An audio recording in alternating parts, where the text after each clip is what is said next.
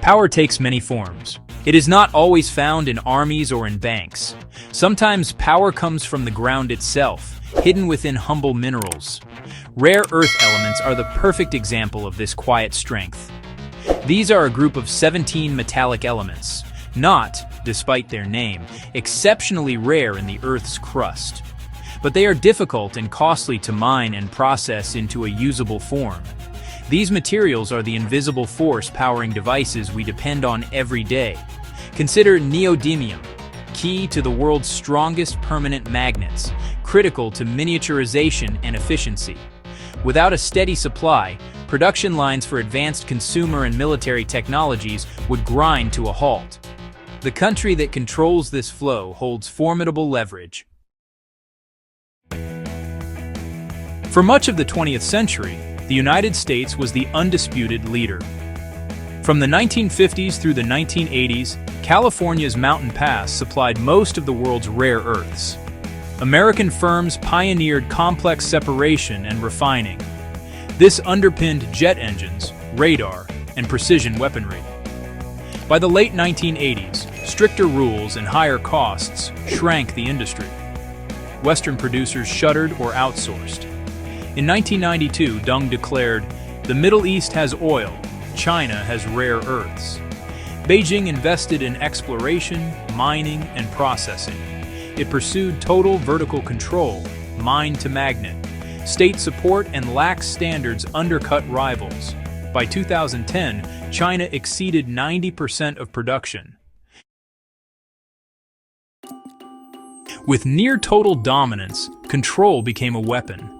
In 2010, amid a maritime dispute, China cut rare earth exports to Japan. Prices spiked, industries shuttered, and the world took notice. Quotas tightened supply under the banner of environmental controls. Beijing merged dozens of miners into mega corporations. It built national stockpiles to steer supply in crises. Fast forward to 2025, China is no longer hiding its ambitions. In April 2025, it placed new export controls on 7 key REEs, including dysprosium and terbium, essential for EV motors and missile guidance systems.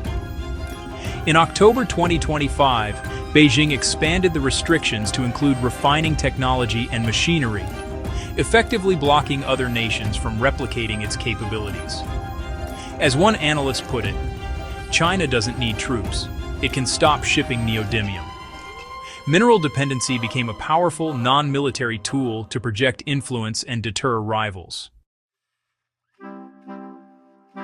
The U.S. is trying to reclaim lost ground. The Mountain Pass mine has reopened under MP Materials with partial government backing. The Defense Production Act now classifies rare earths as critical for national security. Joint efforts with Australia, Canada, and Japan aim to build refining capacity outside China. Still, these projects face massive hurdles: high costs, long timelines, and China's 30-year head start. Australia partners with the U.S. on new processing. Canada builds capacity. Japan invests in recycling and overseas projects. The EU moves to mine, process, and recycle, diversifying supply.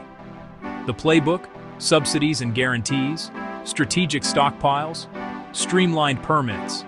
The race is on, but the finish line is distant, a monumental rebuild of a parallel ecosystem.